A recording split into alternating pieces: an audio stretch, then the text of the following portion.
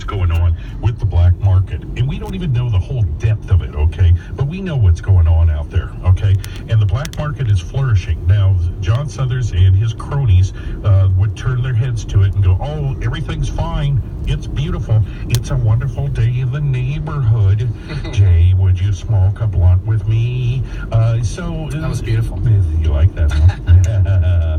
Anyway, the bottom line here is that the black market is flourishing in Colorado Springs because they have no competition. That's right. Hello? Just like the pig that squealed. Exactly. And so think about this for a minute. They're allowing this to run wild, and they're just turning a blind eye to it. And then they act like every once in a while they're doing something, but they're doing nothing.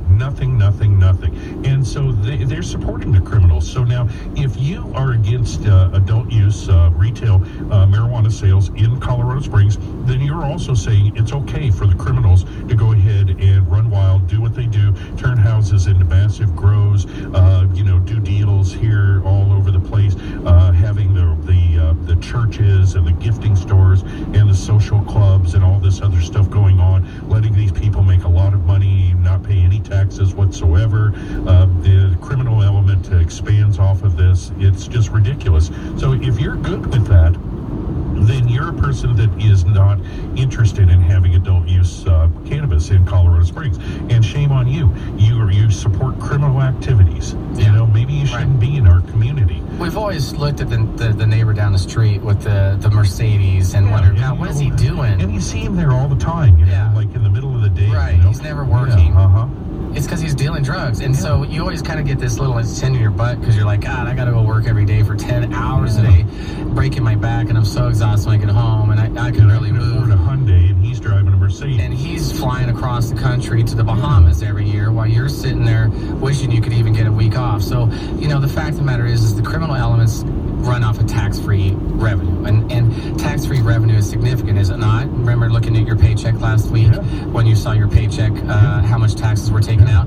Well, when you're a drug dealer, they don't have that, and so all that extra money goes to them. And then, of course, it's in excess. It's not excess. It's not in a little bitty 40-hour week off your $13 an hour. It's literally tens of thousands of dollars a month. And so that money is what we're talking about. Where would that money go? It would go to our cities, our schools, our lighting, our police departments, everything. And that's what we're all missing here. And at the end of the day, we can argue the point all day, but the reality is again, you're either pro-criminal or you're pro-legalization. And so John Suthers stopped being pro-criminal. City Council stopped being pro-criminal. Stop supporting the criminals. And you guys can fight it all you want and say, oh, that damn devil's lettuce. But it isn't, guys. It's just like anything else. It's like narcotics or anything else that you get regulated. At some point, it becomes educated, confined, sourced out, and locked up to where it's only given to the certain people that are authorized to get it. And guess what?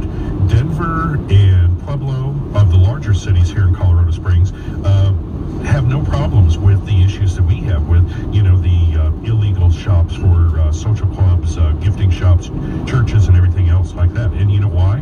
Because it's a very, very simple program. You either have a license to sell cannabis or you don't. That's right. And that's it. It's a very, very simple thing. There's no gray area. It would take care of most of the black market here, and not all of it. Don't get me wrong. I'm not going to smoke up here. There's always going to be. Yeah, there's always going to be that. But it's going to show's called the moonshine. Yeah, it's going to get rid of most of this, and it's going to make things very, very simple.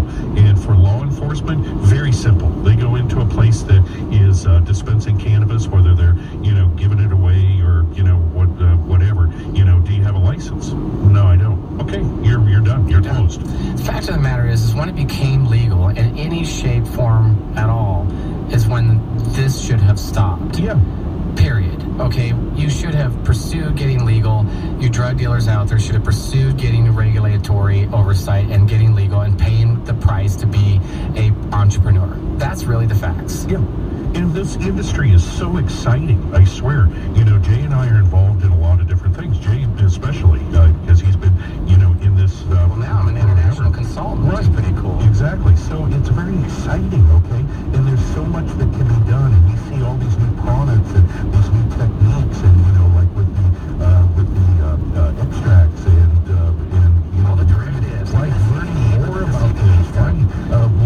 When Apothecary Farms was with us, and they were talking about doing the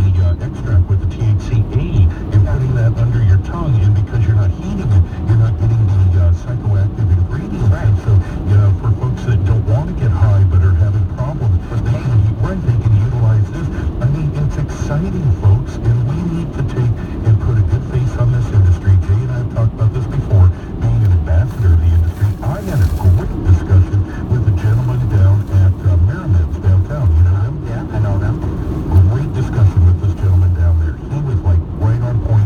He'd been listening to the show. He knew us, and he was saying exactly the same thing, that where things are going wrong, where the problems are occurring, are these people that are flaunting it, putting it in people's faces, driving around, smoke billowing out of the car like they're Cheech and Chong, you know, standing in front of places and sharing a blunt, you know, and, oh, it's legal, I can do whatever I want, you know, and growing 100 plants in their basement, running around with a backpack full of bud. Hey, man, you know anybody that's looking to buy? Yeah, right. You know, this is all the things that are wrong with this, and you need to put a good face on the industry. You need to be an ambassador of the industry, but John Suthers and the City Council need to wake the you-know-what up, and they need to get on board with this. We need to have retail sales in Colorado Springs. It's going to be so good for the city, all the tax revenue. It's going to really be black and white for who's illegal and who's legal, and it's going to take care of a lot of our problems just like that. Plus, we reap all that benefits. By the way, for anybody out there who would like to donate money to Citizens for Safer Neighborhood in their pursuit of getting retail cannabis, you absolutely can. Just get online, Google Citizens for Safer Neighborhoods. You wonder why it's that name. Well, it's that name with a purpose, because it is about saving our neighborhoods and creating safe access. So Citizens for Safer Neighborhoods, Google it. You guys can donate money. It is about getting the votes this year and pursuing the bill so it'll pass and get retail sales in El Paso County, allowing for your wonderful police department to be here. You guys, I'm not sure if you guys know this, but we have a lot of murders going on these past few years. Unfortunately, my beautiful fiance lost her brother a few years back.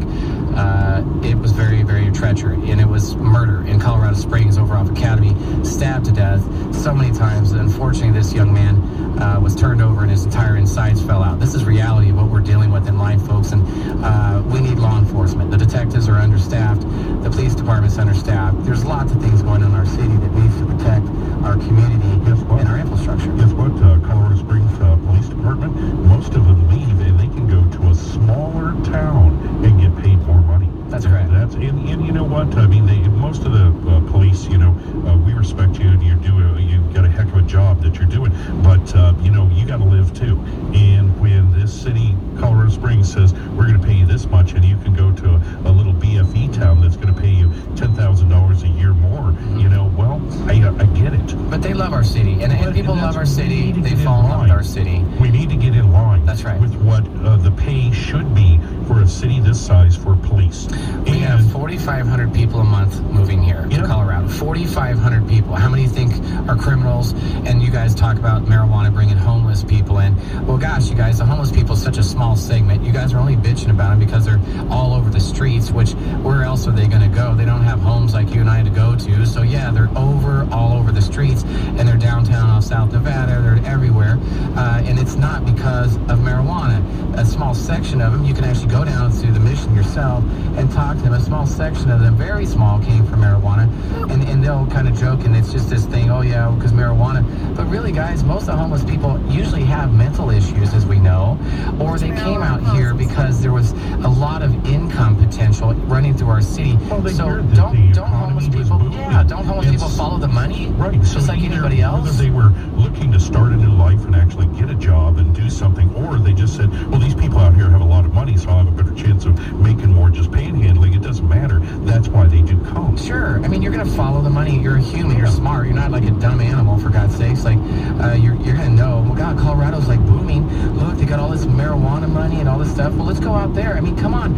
If you guys go out to some of these other states, Florida and some of these other states, gosh, go to Tennessee, how dilapidated some of these areas are. Detroit, I mean, they're so broke, and they've got these little niches that are starting to rebuild over bad economy scenarios. But the reality is most of these places are depressed. I mean, you go to Miami Beach, you go to Daytona Beach, these places are, 65-year-old hotels that haven't been remodeled. I mean, these are really rough cities and rough areas. And if you are in those cities and then you hear about this beautiful Colorado with beautiful things going on and lots of money, well, why wouldn't you get in your car or jump on a bus? Yeah. You know what I would like to see with with some of the tax revenue that would be derived from, and don't fool yourself, the study that was done by the professor at DU University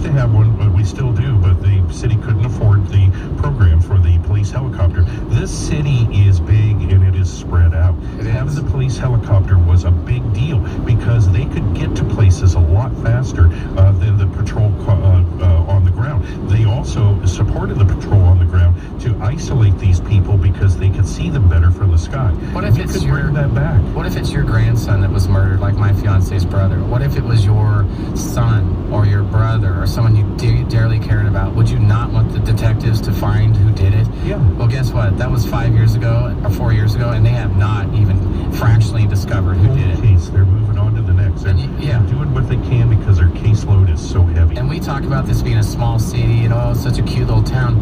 You guys, are you kidding me? There's a lot of very bad things happening in our city. We're way above on the homicide rate. We are, and not only that, but we are also at home invasions. Yeah, oh yeah. And so, would you like to come home and have a couple guys in there with some guns pointed at you because you're... And these are the facts, guys. This is life, okay? I'm not trying to embellish this. And this is what's going on in our city. Just open your eyes. Well, and you know what, though? Then going back to this, and we'll take a break because this is really interesting. And so, the bottom line is that there was a gentleman, there was a home invasion that, people came to the door, and this was a couple weeks ago, and so he slams the door, didn't let him in, and he was shot. Then we find out that he had an illegal girl. That's right. And so this goes right back to what Jay and I are talking about. See, these people know. They talk to each other, and they spread the word underground, and they go, hey, man, did you know that blah, blah, blah is like growing? And you know what? I heard that he's got like all this cash. Which is what they found. A ton of cash and a ton of produced product-ready marijuana. Ready to go. Yeah. And so the word was out on the street, and they said, well, let's go jack him. Yeah. And that's what they did. Let's go jack him. Right. And because that's what they think, guys. That's their job. While you're out working. It's in a neighborhood. Yeah. With families. While you're out working, your job is your job. Your career is your career. A criminal, their job is their job, which is to hurt you, harm you, steal from you, take from you some shape, form. Okay? And they don't care. They don't care. They don't care. They will hurt you. That's why there's jails and prisons, and that's why there's massive amounts of overpopulated prisons, guys. I mean, criminals are out there, whether you want to believe it or not. Marijuana isn't the devil. It isn't the one that's going to harm this situation. It's going to help. This is billions of dollars that have been piped through cartels and other countries' illegal tunnels for a long time. We either take that money back in the U.S. and we use it for law enforcement and to get our cities protected and get infrastructure better, streets, street lights, everything that we complain about in our city, or we continue to ship it back through those tunnels and give it to the illegal cartels and drug lords. You guys see these shows on Netflix that talk about Escobar where people are in drums and acid barrels and stuff. You guys think that's fake? You think that's Hollywood? It's not. You guys, it's reality. It's what we have to live in, and it's unfortunate that this is where this world is. But the fact of the matter is marijuana going to save us? No, it's not. But taking that revenue at least gives us another line of defense. It gives us another opportunity for an income that wasn't there, and it was being put in the criminals' hands. We can't belabor this point. We just want to point out all the various facts and different views and opinions and stuff that we know about that you guys are questioning when it comes to these issues. Wow, I think we covered this. So let's take a quick break, and we're going to be right back with a whole lot more. We got a lot of news stories here to talk about. So I want you to keep it right here on KCBR, 1040 AM, Blazin 98.5 FM, and Cruising Oldies 101.3 FM. Daily Dose Talk Show. We'll be right back after this